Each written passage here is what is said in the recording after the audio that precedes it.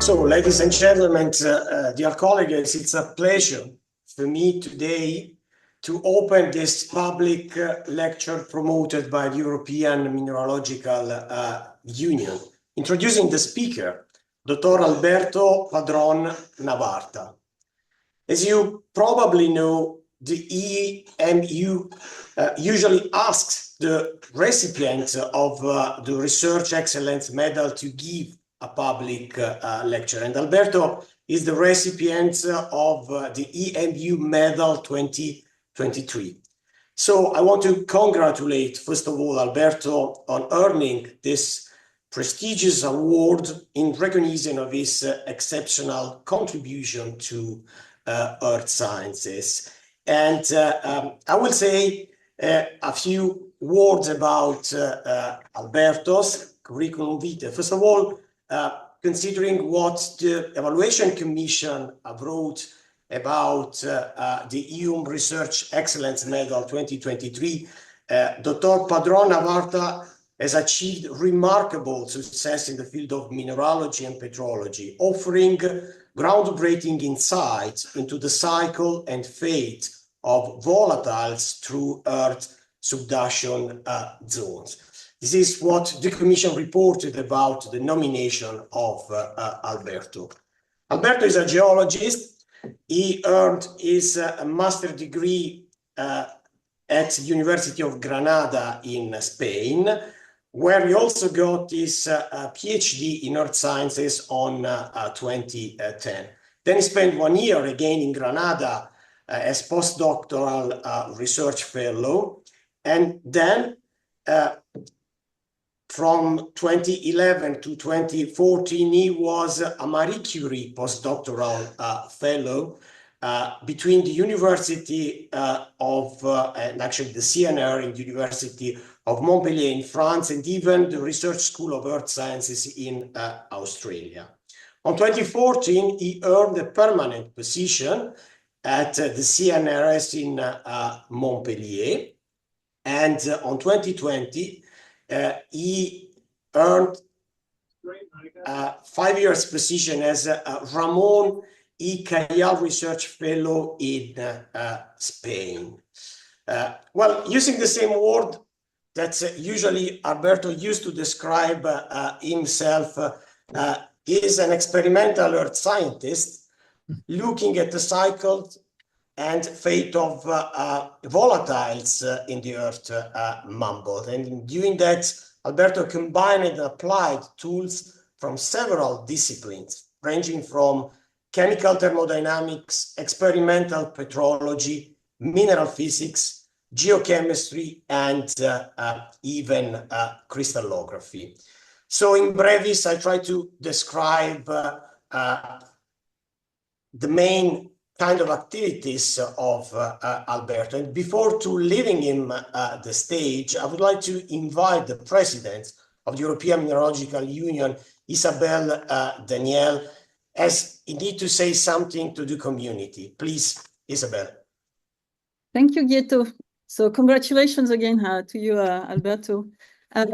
So as it's written, so and introduced by Diego, so Alberto is the Research Excellence Medal recipient for 2023, and it's my pleasure to announce that on next Monday, the Medal for Research Excellence for this year will be announced and posted on the European Mineralogical Union website. So I definitely invite you to keep posted. There will be some news on Monday. So that said, I leave you the floor, Alberto.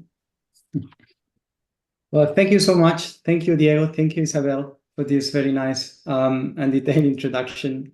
Good afternoon, everyone. It's really an honor to be here online with you today.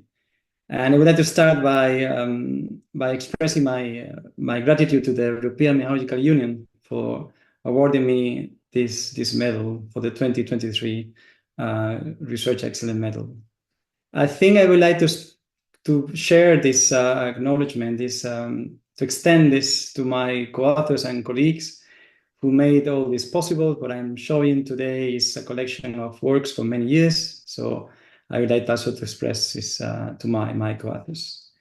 Well, today the plan is to merge the water cycle in subduction with the redox cycle on Earth, which is a bit long.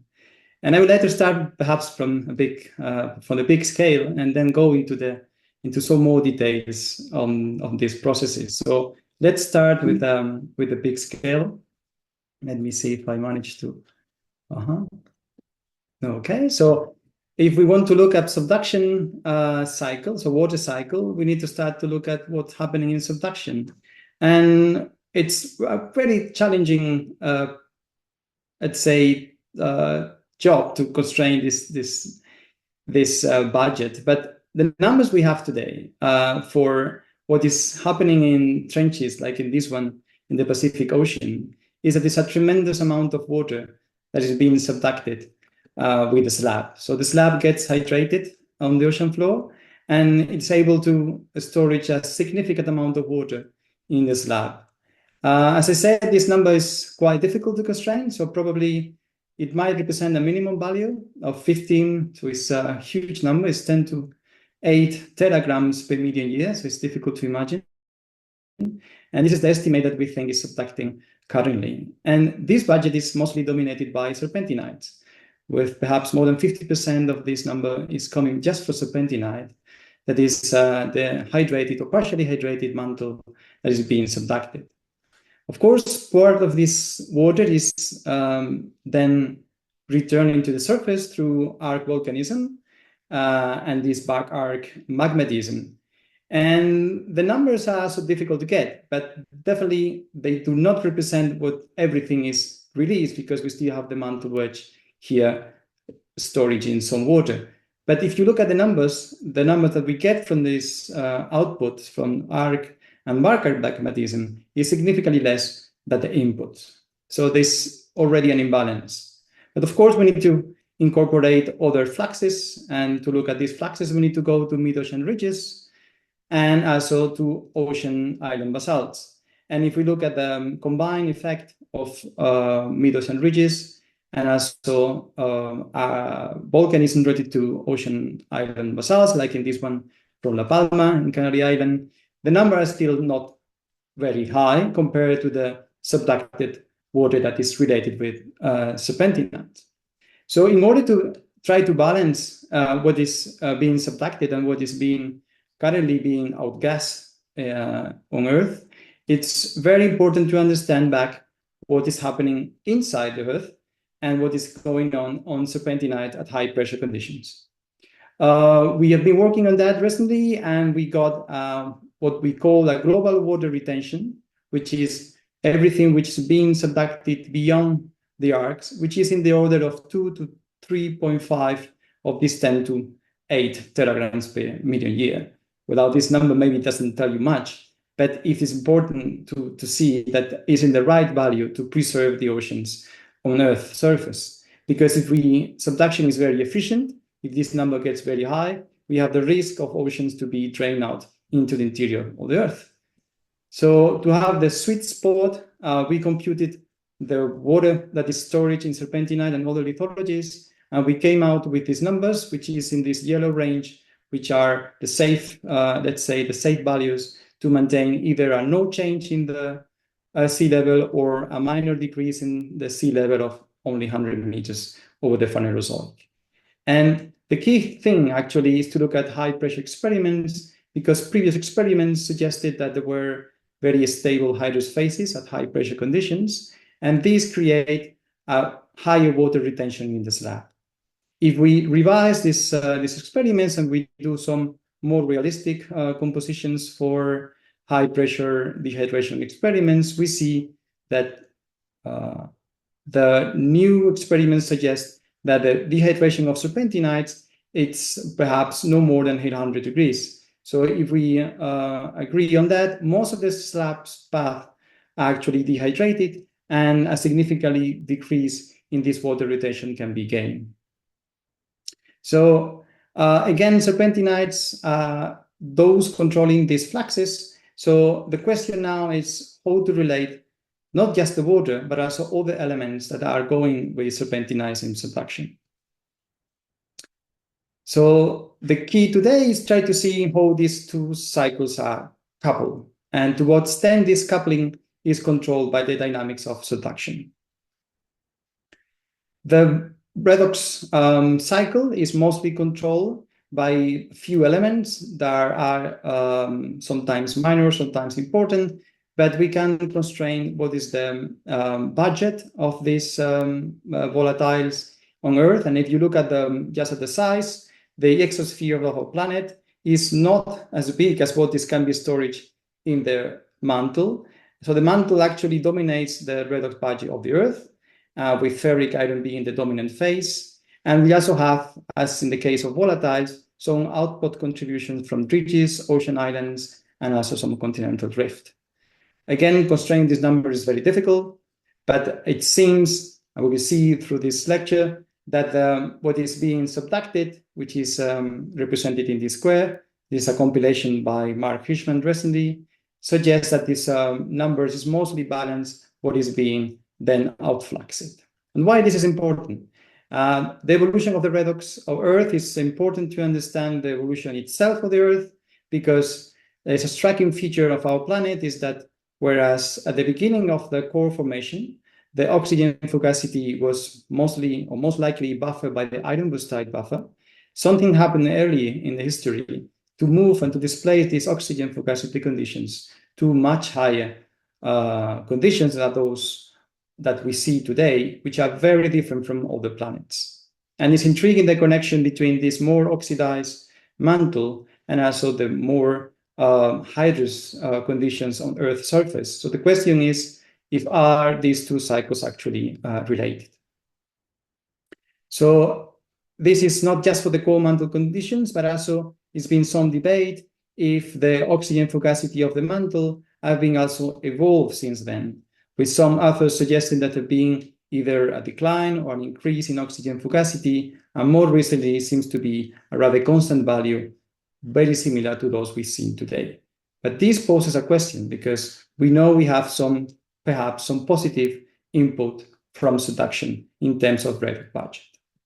So to look at this problem again, we should look our attention into serpentinides. Serpentinides are also a big carrier of redox elements like carbonates or also ferric iron.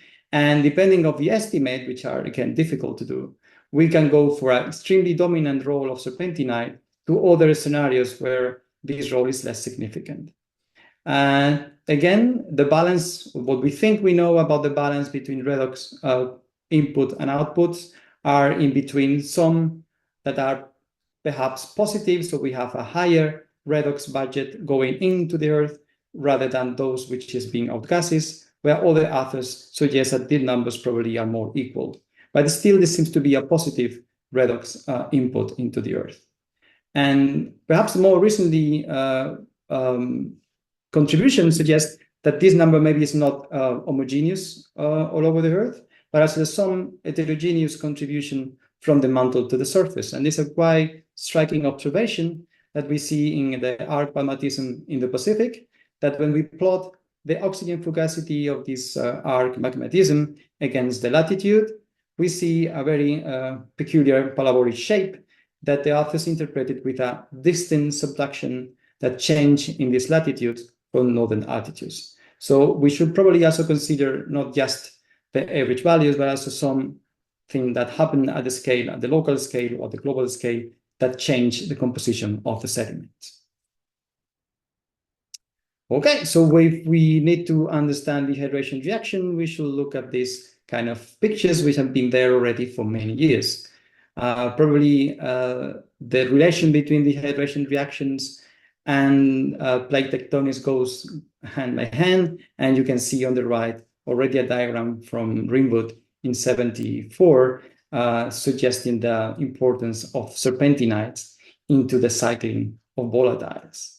The view have changed quite a lot, but the core remains. Now we know more about the dynamic of this problem. Some people focus on more into the geochemistry because these rocks are the source of water for the subduction factory. Some others focus more into the rheology.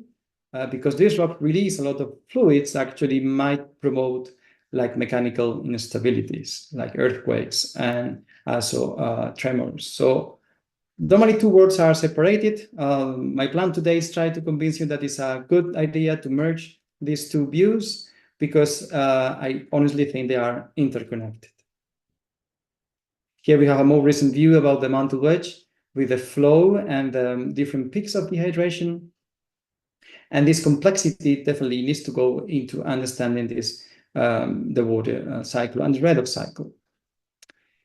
And the problem, again, I insist, is that most previous interpretations of this problem assume like a time-independent phases concept. So you have the slab which is being hydrated and start to cross these boundaries and release water.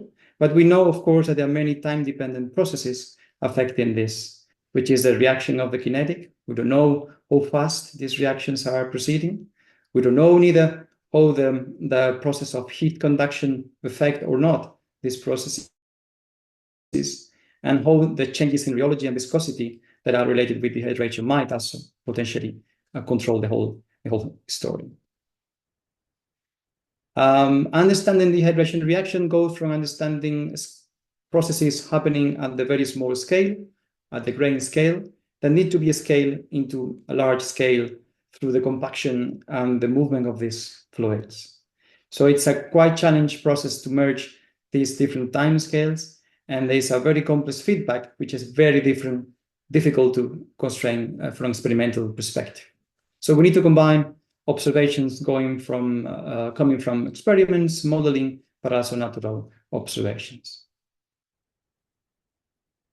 Straight out the problem, it seems in principle very easy. We have hydrated or partially hydrated rock, like a serpentinite, that start to dehydrate, and these produce a fluid and a rock, and this fluid, which you see here in these drops, somehow needs to collapse and form a fluid that will eventually migrate into the mantle wedge. But apparently simple process, when you look at the constraints that we need, or the parameters that we need to actually understand this, it becomes quite obvious that we're still missing a lot of information. So coming from the background permeability, porosity, viscosity, and density, which in principle should be accessible because we have this rock. But then when this dehydrate, we need to understand what are these parameters during the dehydration reaction, and how these parameters eventually control the whole process. So what I'm planning today is just to have a brief overview what we know now, or what we can get from natural observations that are looking at the potential estimate for compaction timescales. And for that, we need to move again from like a actualistic view of a subduction into a paleo subduction zone, which in this case is those that I'm presenting coming from South Spain in Sierra Nevada mountain range, which is considered as a high pressure natural laboratory for understanding subduction processes. And the particular thing of this place is that it preserves a quite unique reaction, which is the high pressure breakdown of the serpentinites. This reaction produces olivine, orthopyroxene, chloride, and is releasing fluid. And by thermodynamic modeling and also experiments, we have a quite well idea on the pressure and temperature conditions where this reaction took place. This reaction is happening at high pressure eclogite phase conditions above 1.5 GPa and temperatures around 660 degrees. And the beauty of this place is in the same locality we have the protolith, the serpentinites, and also the dehydrated equivalent of these serpentinites. So by investigating this relationship between these two, we might get some insights into all these complex processes. Here we have a detail of the transition that we can see in the field. We go from serpentinite, which are highly foliated, then that super narrow reaction zone here in yellow, and then prograde olivine, orthopyroxene, chloride assemblage. And the outstanding feature of this locality is that this products, olivine, orthopyroxene, and chloride, comes in that very two different textures that I represented here on the top, which I will call like pseudo-spinifex texture, and a lower one, which is this one, that we will refer as a Granofels texture. The Granofels textures is, you can see here, have rather large and round olivines with prismatic orthopyroxenes and some rather large chloride flakes. And this rod can give us some information on the compaction time scales. And this is because we managed to find in these rocks some features related with orthopyroxene here that might be related with plastic flow. So let's look at this into much detail. Here you have some images of the slab where you can see that the former foliation is fentonite seems to be deflected. There seems to be even some microscopic compaction already. So these rocks are partially dehydrated. And when we see these orthopyroxenes from these rocks, we can check that some of them are broken, some of them are bent, and even some of them, maybe you can see in this image or even better here, they contain some lamella. And we performed some EBSD high-resolution images on these orthopyroxenes, and it turned out that these lamella are indeed formed by low clinoastatite. So the main host is orthopyroxene with an orthorhombic structure, but these lamella are formed by, most likely, by deformation of this orthopyroxene. And this is, you can see here, it's also a quite standard observation, is that there is also a plastic deformation of the host. So by integrating the fact that we have plastic deformation in the host, but also the transformation to low clinoastatite, we can get some information using some previous experiments on the compaction, or let's say on the strain rates and the stresses that were suffering these rocks during dehydration. And because we know quite well the temperature, which is in the order of this range, we can read what will be the strain rate that were necessary to produce at the same time the transformation of clinoastatite and also the plastic deformation and sleep in the orthopyroxene. So the numbers we get, which is in the order of 10 to minus 12 and 10 to minus 13, are compatible with what we think are happening in subduction in terms of viscosity, and the shear stress are also relatively low, so 60 to 7 megapascals. So this is telling us that there is some sort of compaction that we can actually see in the rocks that are related with the migration of the fluids. But if you remember, there was another texture. And to look at what the other texture is telling us, we can also get some information from the orientation that produced the inversion of the clinoastatite. By measuring the low clinoastatite orientation, we managed to get the maximum compression value, the sigma 1, and we can reorient this into the field. So let's keep that number, that position for the following, and let's see how this sigma 1 relates with the other texture. So the second problem I would like to address is if we can use these rocks to estimate also the direction of the flow, because you can imagine that it's not obvious at the first glance what kind of flow will happen. If it's a vertical flow, it's an imparallel flow. So let's have a look again to this pseudo-spinifex texture and see what they can tell us about the orientation of the flow. These are, again, quite spectacular textures with a centimeter-long brown olivines, as you can see here. Some of them, I think our record is something like 10 or 12 centimeters. And this reminds very much to the real spinifex texture with elongated olivine. But in this case, it's clearly metamorphic because it's in equilibrium with tremolite, olivine, and chloride, which is telling us which is the eclogite dehydrated version of the serpentinites. We have been looking at this in more detail using micro-CT and reconstruction in 3 dimensions of the texture. So we have a much well understanding of the shape of the grains, which seems to be like tabular, like in these ones, and more specifically on the orientation of these grains that seem to be extremely well oriented with the z-axis following the long axis of the crystal. So in this cut, this will be the direction of the z-axis.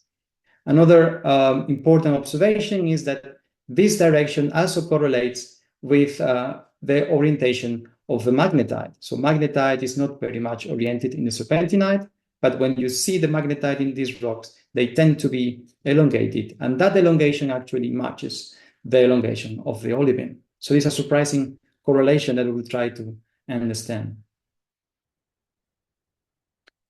After quite a few studies, mostly from Dillisin and co-workers, they came out with this model that tries to relate the paleostresses that are probably happening during subduction with the orientation of the olivine. We don't have much time to look at this into the detail, but I will highlight what is happening with the spinifex because it's certainly the most outstanding one.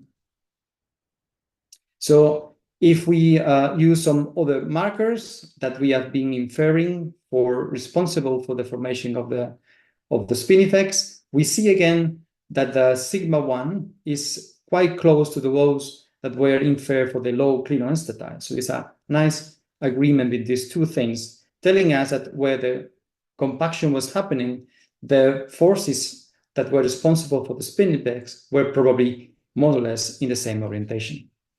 And what was very surprising is that when we plot all the z-axis of olivine, they tend to be very much concentrated in what would be the sigma 1 of the stress field, telling us that that direction was probably the one that was producing the growth of olivine, was also the one controlling the fluid flow that was allowing the fluids to be released. And again, you can see also that there is a striking correlation with the magnetite orientation in these rocks. So to try to convince ourselves that this is actually related with fluid flow, we developed some experiments during the thesis of Maxime Clément in Montpellier, and we tried to came up with a experimental configuration to try to produce a pressure gradient that will mimic what would happen during this fluid extraction. And what we came up is by using some porous alumina on top and bottom, and also in the middle, that will allow to actually drain very fast the fluids. So this is one example of what is the RAM product. To our surprise, the full serpentinite was dehydrated in less than an hour, much less than expected. And the most perhaps even striking thing that we managed to reproduce the elongation of the olivines. And you can see in this image when we have an antigorite, which is an antigorite single crystal. So this was a single crystal of antigorite, is being fractured like in 3 up to 3 times. And nicely, olivine is growing outwards and is a striking correlation between the orientation of the 001 axis towards these structures. And what we interpreted that the growth of this olivine is following this direction, most likely reflecting also an inwards direction between the fluids that probably are much lower here, allowing the system to drain the water. So if this is correct in our interpretation, the direction of the 001 axis will most likely reflect the pressure gradient regime, which I think is quite outstanding. So this perhaps is changing a bit our scheme about these conventional models that assume close or almost lithostatic pressures all over the slab to situations that might produce sudden changes in the permeability, like those forming this spinifex, that is telling us that some important pressure gradients are happening, and probably they are catastrophic because can happen very quickly and might modify not just the dynamic from a mechanical point of view, but also from the geochemical point of view, because you might have dehydration at conditions that were not previously expected. More recent models, again, suggest that if you incorporate compaction into the models, this is a paper that's been submitted, suggesting that if you allow for this compaction in the slab, this is the oceanic crust and the slab serpentinites, you might get like the classical view of the dehydration, where you produce a fluid in these regions, they move vertically. This will be this pinky line. But if you allow compaction, fluid can actually change the orientation. And you see here the arrows, they can be quite significant flow, which are not necessarily vertical. And this produces this blue line that is quite different from the expected static view.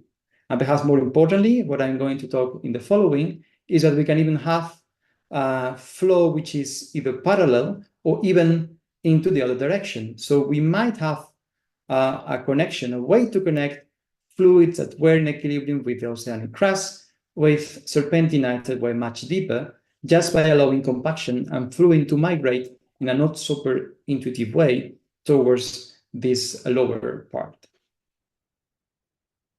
So this goes into the problem of what is the redox condition of the slab, or the fluid that are released from the slab. There's been some debate recently about if these fluids are actually oxidizing or not. And part of this controversy is because there's an apparent disagreement between experiments, like those shown here, that might suggest that these fluids that are coming from the serpentinites are actually quite oxidizing in the order of 2 above the QFM. Also, thermodynamic modeling that also suggests that we can very quickly go to very high oxidizing conditions, like you can see here in this modeling, where you can even produce hematite after magnetite during this process. And some controversy as well comes from the natural observations. The place I've showed you before is also a good locality to investigate these processes, but there's still not agreement on the oxygen conditions for the prograde rocks. So let's revisit this problem again. And to revisit this, we need to go back to this reaction front. And now in the following, I will simplify everything to a serpentinite in green, transitional rock in yellow, and the reacted ones in kind of orange. In a very simple way, if you just assume that your system only contains magnesium, silica, and water, this is indeed an isograd. So your antigorite will break down to form olivine, enstatite, and water, and this will be indeed an isograd, producing the breakdown of antigorite to olivine, enstatite, and water. So what we observe in the field as a first glance will correspond to this. But of course, our rock also contains iron. So if we add iron, the system becomes more complicated. We need to project from water. So we can see how in this compatibility diagram, the composition of the minerals changes if we start to heat. So when we start to heat, the movement of the ferromagnesium silicates into the magnesium side produce that our serpentinite that was here, eventually at this temperature react to produce the transitional rocks, and then finally to the dehydrated olivine of papyrus rocks. The problem with this is that, of course, this might produce the serpentinite, the transitional rocks, and then the final olivine of papyrus rocks. And in this case, these transitional rocks will show that this is a divariant reaction in the field. The problem is that you might get exactly the same situation if you just change the position of your bull rock, because at the same pressure and temperature conditions, a change in the bull rock might reproduce a change in the assemblage. And this is actually being proposed recently by other authors that suggest or they indicate that the magnesium number of these rocks are different between serpentinites and aspergites. So in that case, we can no longer consider this as a reaction front, but as a change in composition. And this is eventually relates to the magnesium number of the rocks. And measuring the magnesium number of the rocks tell us that the apparent magnesium number is higher in the serpentinite than in the aspergite. So these might go into the right direction. But the fact is, when you include ferric iron, the magnesium number, if you include magnesium and you include iron 2 and iron 3, are the same. So we need to involve some kind of redox reaction. And now things get a bit more complicated. So be with me now. I'll try to simplify the problem. But if we imagine that we have a constant pressure, we can project the evolution of the oxygen fugacity as we increase the temperature. So the modeling will tell us that if we increase the temperature by keeping constant the pressure, very soon the rock will reach the conditions of hematite and even beyond. So if we increase the temperature and we continue heating, we might get this transitional rock, but at very high oxygen fugacity conditions, which are probably above 4 above the QFM, which are extremely high. You will notice that the dehydration, which is happening in this boundary, it's depending of oxygen fugacity when it's magnetite involved, and is independent of oxygen fugacity when there's no magnetite. So what we can think is that if we reduce suddenly the oxygen fugacity, we can come up actually with the same rocks as before, but without changing temperature and pressure, just by decreasing the oxygen fugacity. And this is our hypothesis now, that what we see in the field is actually represent a change in the oxygen fugacity from values which are very high initially to values which are perhaps in the order of 2 above the QFM. And now we should change the name as well, because this should be called in a different way. So our suggestion is a redox dehydration front, or a modulated infiltration-driven dehydration, which I'll try to explain why I prefer this terminology. It is new? Well, I think it's not. I think we see the influence of fluids with contrasting oxygen fugacity, like in this fold in the Pyrenees, where some oxidized metapylites are transformed into reduced green pylites. I think we have evidence also in the Alps, where we see subduction conditions and heterogeneous interaction between fluids from different oxygen capacities. So I think this is feasible. Now we need to extrapolate this idea into the deeper cycle. So I will try to go into the last part of this presentation to revisit what are the implications for this changing in the way we see dehydration under redox conditions. Dehydration, serpentinites produce, as we have seen, serpentinite, magnetite, and sulfur. So the question now is to what extent this reaction can be reversed, if it's fully reversible or not. So we go back to our data from the Almirez. What we see is that this is a compilation for serpentinites. And when we plot our serpentinites, as many others, they are quite oxidized. But when we plot the dehydrated aspargite, we see there's a significant decrease in the ferric iron. The sulfur is either slightly higher or the same as in serpentinites. So we use this bulk composition to model. We can now use 2 paths. We can follow a vertical path where we assume that the system is close to redox interaction, or we can open the system. So let's imagine now that we follow an intrinsic path. And in that case, you see that we can go from lower oxygen fugacity to quite red, which is what I explained before, will be what will happen if the system is closed. If we do this way, we can say, yes, that the fluids are actually quite oxidizing because they contain quite a lot of sulfate. But because serpentinites are not very high in sulfur to start with, the fluid in equilibrium with the serpentinite, yet being very oxidizing, they don't have the capacity to oxidize the mantle wedge. So we came out with a number compiling all subduction within the order of 2 cubic kilometers per year as a potential to oxidize the mantle wedge. So yes, fluids can be oxidizing, but maybe they don't have the capacity to oxidize because they do not contain sulfur, which is the key element to transfer oxidizing species. And again, this closed system does not reproduce what we see in the rocks I've shown before. So certainly something is happening that produces a deviation towards an open system in terms of interaction with more reducing fluids. If we allow for this and we were modeling this process, we see that many redox sensitive elements change significantly along this change. What we did was infiltrate the serpentinite with fluid that had been previously equilibrated with metasediments that could contain carbon and sulfur. And by doing this, we managed to reproduce the change in the ferric iron content and also the sulfur content in the rock. So we are pretty confident that we need an external fluid to, at the same time, reduce the rock and increase the sulfur content. If we extrapolate this into the global scale, the interaction with reduced fluids will decrease the oxygen capacity of these fluids. So if you remember, the number before was in the order of 2, now we have less than 1. But now we are open, if the system is open, we are also open to consider interaction with oxidizing fluids.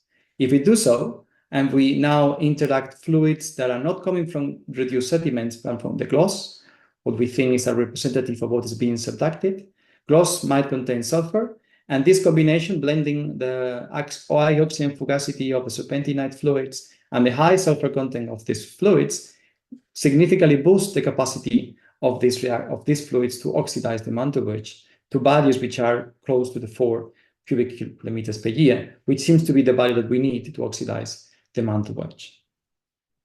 So to summarize, we see now we have 3 scenarios, and these allow this flexibility to explore at the global scale these different changes. I think what we're seeing at the beginning, that differences in the sediment composition might also influence the oxygen capacity of the fluids of the slab, and might be eventually the reason why we see this parabolic shape in our bimatism around the world.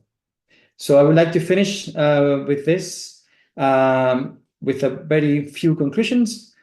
I think, honestly, that the full understanding of the dehydration reaction really needs a coupling and integrating the chemical and physical processes, which means coupling the mechanical part of the problem and the chemical part. And when we come up to the what are the implications for the redox processes, we can see that allowing interaction with fluids might potentially boost the oxidation capacity of these fluids. And perhaps the final part will be to say that there's still many questions to be resolved. So there is a venue for trying to understand this much better, because there are many parameters which are still missing. And with that, I would like to thank you again for your attention. Okay, thanks a lot, Alberto, for this very interesting presentation, this interesting lecture. And I would like now to open the question session. I hope there's someone who wants to ask for question to Alberto. You can use even the chat if you want, but you can even ask directly from your microphone. Then I can start, maybe. Welcome, Isabel. Thank you. I do have one quick question and maybe a much longer one. So the first one is in terms of the rate of fluid release for the integrite. So how does this rate compare whether you use some large crystals and some smaller ones? Do you have any idea? Yeah. That's a very important question. I think we're still missing this data, this experimental data, to see how to correlate grain sizes with reaction rates. The experiments that I am aware, normally previously have been used powders, and they are quite small. So when you try to extrapolate what will be the reaction rate if you extrapolate the sizes to natural grain sizes, if you do equilibrium experiment, this seems to be extremely low. So the only way to enhance these reaction rates will be to do these experiments under, let's say, semi-open conditions. And so what the experiments we conducted were using natural grain sizes to try to avoid the problem of extrapolation to bigger grain sizes. So we start with serpentinites from the almidate, which have in the order of 100 microns or even larger crystals. Yet the dehydration happened in less than an hour. So it seems that even natural grain sizes can produce super fast dehydration if you allow the fluid to be drained. Now the question is how you do this in nature. But yes, so I think, of course, under equilibrium, the grain size will significantly affect. Under disequilibrium, probably is a minor control of the reaction rates. Thank you. Can I ask the second one, or someone want to? You can. I don't see any question in the chat. Please. I think that your conclusion is really triggering questions. The the implications of these redox changes and the oxidizing potential of those fluids for the carbon cycle. Mm-hmm. So, and we deeply rely on the carbon cycle for the habitability of our planet. So yeah. Could you please comment on that? Yes, I agree. I mean, of course, carbon is a key element because it's also able to be involved in all these reactions. So our hypothesis is in this particular case that we have some carbon that is being introduced during the dehydration in the form of CO2, but also in the form of methane.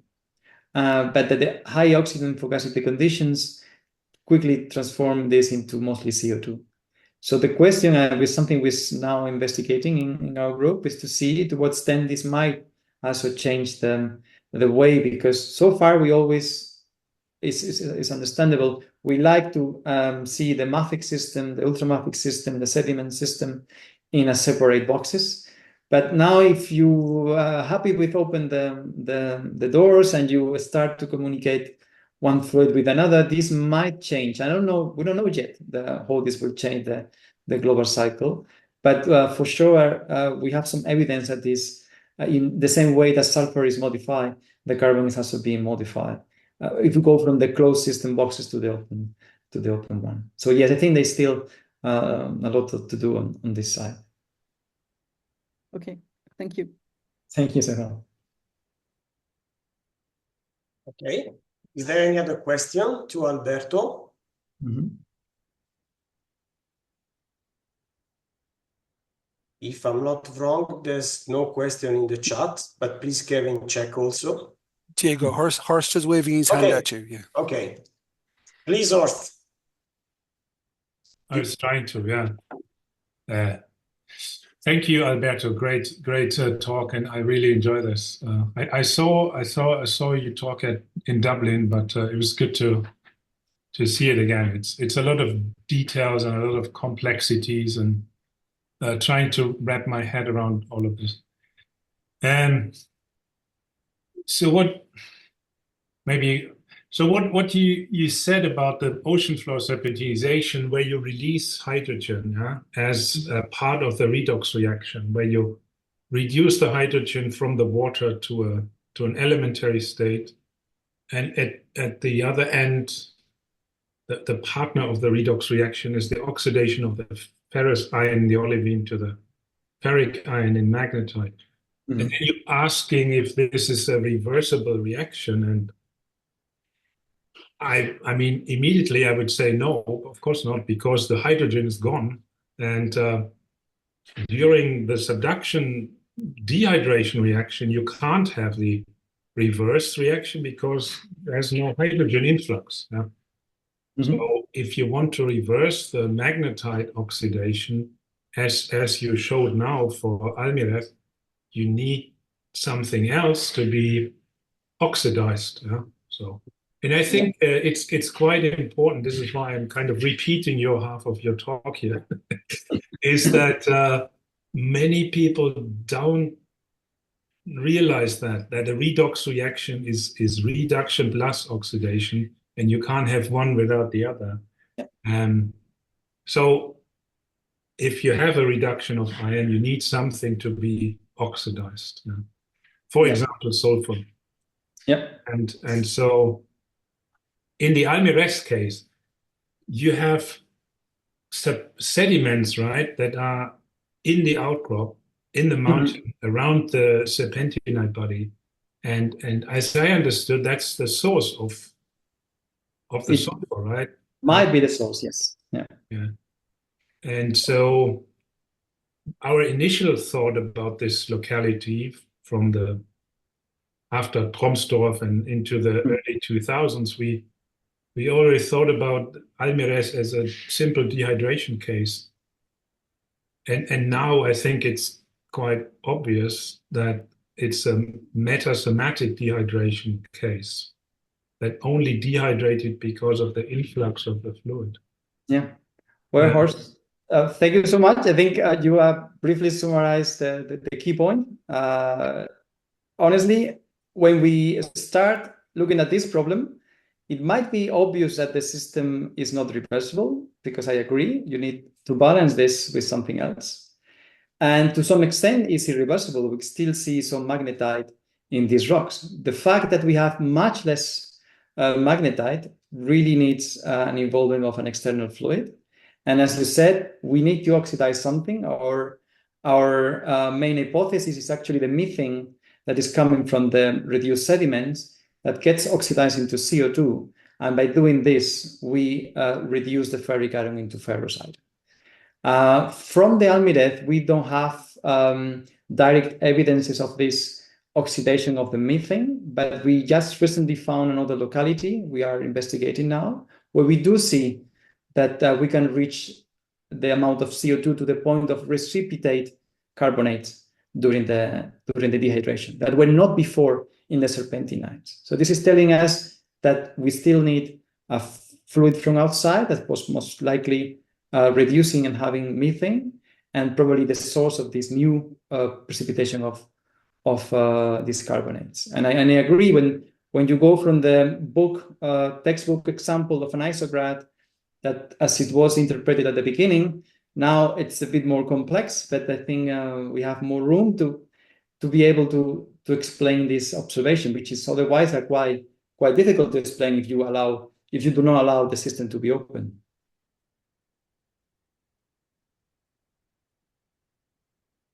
And of course, this goes also for the geochemistry. So yeah, it becomes more complicated just to compare directly the two rocks, because there's some element that probably also coming from outside. Yeah, I mean, it's always, if I'm allowed to discuss, if no one else raises hands, I will just continue. It's always cool if you have some evidence in the rock, of course. That's what we want to see as petrologists. You see some carbonate forming, or see some pyrite forming, or some magnetite being resorbed, or whatever. Yeah. If you have reactions that transform methane to CO2, and then both of those went and came and went, and we don't see anything, then you may have difficulties to convince. I mean, I had this discussion about exactly this topic with Roberto Compagnoni, I think is on the list here. And he said, I don't believe any of this if you don't show me the minerals. And okay, so maybe you need to wait a bit. I mean, I cannot allow to say that, but we have some, let's say, some surprises. Let's say this way. And we'll try to show these pictures. So yeah, thank you. Thank you again, Horst. Okay, is there any other question to Alberto? I don't see anything in the chat, if I'm not wrong. Okay. Then I just have a curiosity, Alberto, if you allow me also to ask for a question, obviously. It will be more crystallographically oriented, but okay. Alberto, as you obviously know, over the last 20 years, in some experiments, a series of exotic hydrous phyllosilicates have been discovered, and some of those can contain even molecular water, molecular H2O, so not only hydroxyl group. My question is, in your experiments, did you find any evidence of this, let's say, bizarre phases that sometimes happen, sometimes have been found in other experiments? Well, if you refer to the experiments of the very high pressure, so above 10 GPa, these were done by Juliette Maurice in Clermont-Ferrand, and we were using again a core serpentinite, in this case with magnetite in it, because we already suspected that magnetite might be involved in these processes. And it turned out that when we use this particular starting material, we start to see phases that normally were not reported before. So she found like a kind of Balangeroite type phase, and it seems actually the thermal stability of this phase are much reduced in this particular case. That was important to actually, this shock point, this temperature, maximum temperature you can reach is significantly reduced. So this is what we can say for these experiments. Apart from that, those experiments I did at lower pressures, in this case were like a more common, only being of a pyroxene and chloride. And chloride was quite rather normal. So we couldn't find any particular phase in this case. Okay, thanks. But I mean, this is an additional case in which people found bizarre materials, but they usually don't publish the data because it's not easy to prove something, you know, but there must be something beyond, I mean, that must be clearly. Okay. Yes. For the future research, especially for younger researchers, you know, can be a driving force for doing a new experiment in this direction. Thank you. Okay, so I don't see any other question. Kevin, can you confirm that there's no question neither in the chat? No questions, Diego. Okay, so if it's fine for all of you, even for Isabel, our president, I think we can conclude this public lecture and so even the question session. I would like to clearly thank again Alberto for the wonderful lecture and even for stimulating very interesting question. I can leave the stage to Isabel for the, let's say, last words of this lecture. Please, Isabel. Thank you so much, José Alberto, for these very enlightening presentations. The discussion showed that there's still a lot to do for those observations in nature, experimental work, and that has to be joined with geochemical work and theoretical work as well. As we move forward, we will systematically discover new minerals, new pathways for understanding how our key location on Earth connects the depth and the surface. And I like your very last point for the early career researchers, that there are still many questions that need to be resolved. And we are looking forward to meet you all again. And thank you again, José Alberto. And keep posted, there will be some news on the EMU website on Monday. So.